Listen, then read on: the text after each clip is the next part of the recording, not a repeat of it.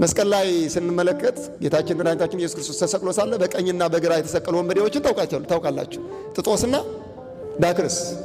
በስጋ ዓይን ቢታይ ተሰቅሎ ያለን አንድ ወንጀለኛ ተብሎ የተሰቀለን አካል በመንግስት አስበኝ ይባላል። በጋራ ተፈርዶባቸዋል በሰውኛው። በመንፈስ ዓይን ሲታይ ግን ንጉሥ ነው በመስቀል ላይ ያለው።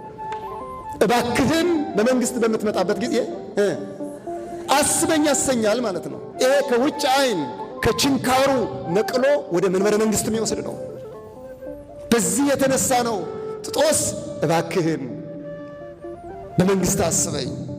ቅዱስ ስምዖን የታቀፈው ሕፃን መስቀል ላይ ተሰቅሎ ደሙ ፈሶ ዓለምን ሲያድን ይታየዋል። ዓይኖቼ ማዳንህን አይተዋልና ባሪያህን በሰላም ታሰናብተዋለህ አለ።